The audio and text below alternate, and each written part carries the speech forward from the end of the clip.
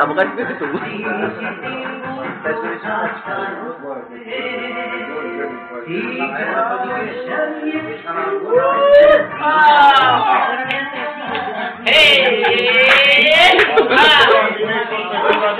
E mai rău ca babe!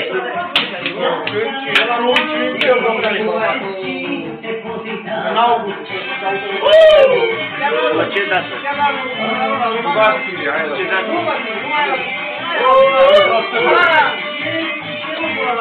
Mutul vinerea. Pentru 1000 de euro.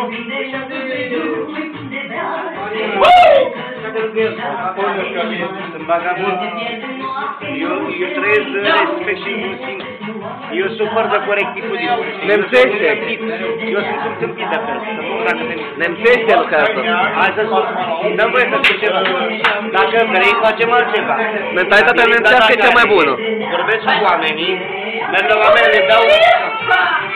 Facem o socoteală, cât îți dai? 100 de euro să-ți fac un program, da? 50 de euro, 100 de euro. Vreau să spun eu, ca idee. Ca idee, înțelegi ce spun? Ca o idee. 2 ore să duc la tine. Uite, fratele, eu trebuie să-i fac, eram obligat de lei. Înțelegi?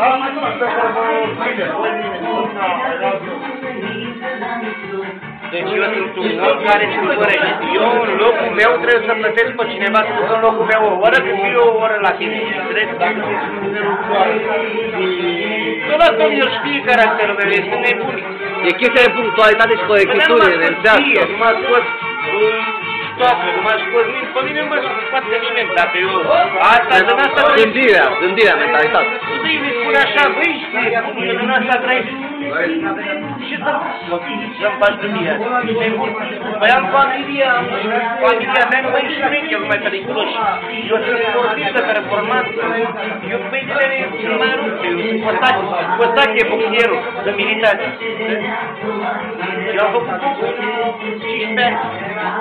Dar eu iubesc lăutăria. Ce spune? Nu, lasă. Vorbim de tine. Vorbesc de mine. Ai înțeles? Nu vorbesc de tine, vorbesc de mine. Eu am băiatul la rapid de 5 ani de zile și nu-l dau la profesioniști. Nu vreau să mă fac. Dacă te nasolește la... Băiatul meu, n-a luat 3 din 25 de metri, n-a luat 3 punct, numai în 8 de ori. E periculos. Eu am 50 de ani. Nu ți înainte. Dar eu sunt văr plus stat, Florin și Stanion. Eu sunt văr plus stat, Florin și Stanion. Închide.